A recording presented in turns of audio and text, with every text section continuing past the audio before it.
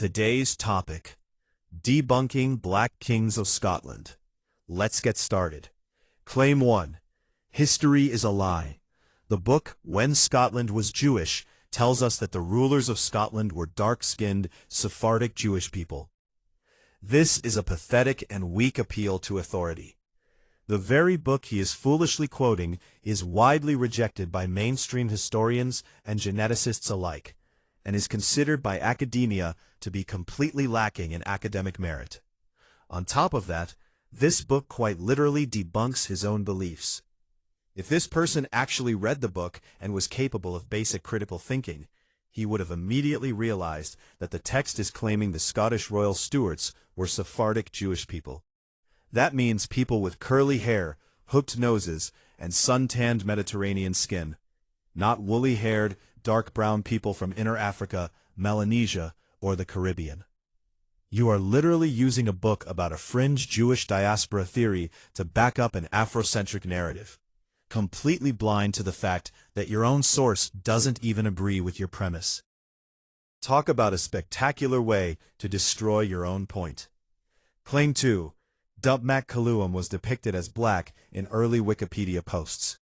Are we dealing with absolute intellectual dishonesty here?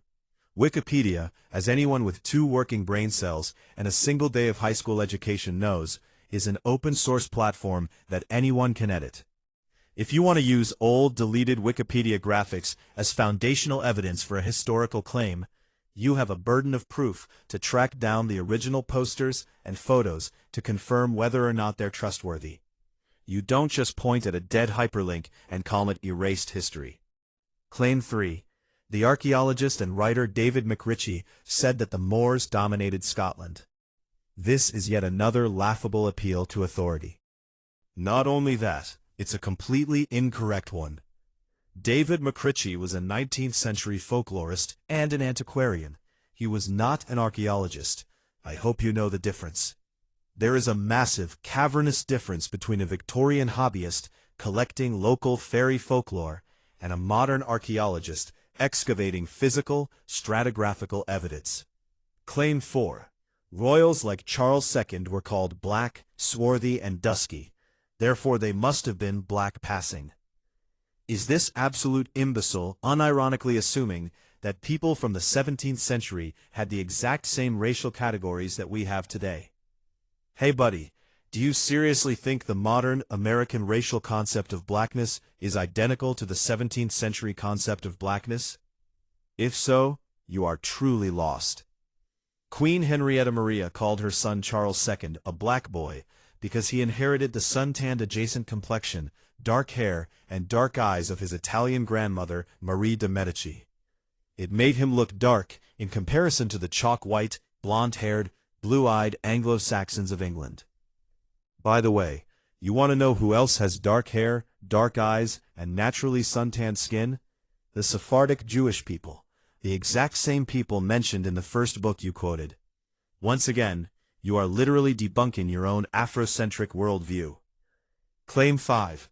Benjamin Franklin says that everyone in Europe except for the Saxons was dark-skinned. This is just blatant, weaponized context ripping. Franklin referred to them using those words for the sake of xenophobic political propaganda in his 1751 essay. He was so hyper-obsessed with the idea of maintaining an Anglo-Saxon majority in Pennsylvania that he chalked up everybody else, including the French, Spaniards, Italians, Russians, and Swedes, as being too swarthy and foreign to migrate.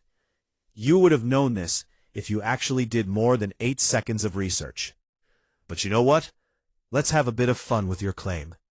If you want to champion this essay as literal anthropological truth, then you have to completely condemn the popular Afrocentric and abo belief that European elites began destroying evidence of black history around the 18th century.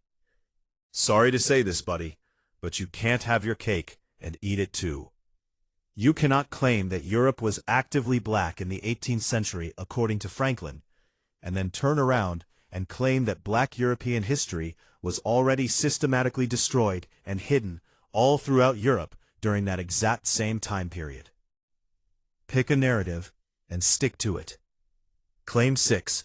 Iconoclasm was used as a conspiracy to remove Afro-European history.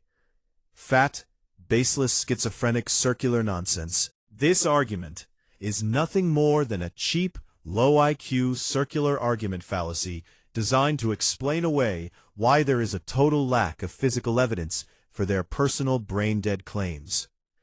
They assume they are right, and therefore they assume the reason they have no evidence is because of a massive cover-up. It's completely ridiculous logic. Let me ask you a few questions, buddy. If there really was a coordinated centuries-long conspiracy to hide Afro-European history, then why the fuck is Saint Maurice, an actual historically documented black Roman legionary saint, still allowed to be prominently displayed in European cathedrals? If iconoclasm was specifically designed to destroy Afro-European statues, why the fuck do we see thousands of statues of unmistakably white European people with their noses smashed off? According to your conspiracy theory, those statues shouldn't have been targeted, yet here they are. Newsflash: it's because iconoclasm wasn't about phenotype, it was about religious culture. If you have to rely on fraudulent source readings, outdated Victorian folklore, open-source Wikipedia edits, and a paranoid circular conspiracy theory to prove your point, you aren't teaching history. You are writing the most brainless, hilarious alternate history theory and awful fan fiction. Your theory is finished.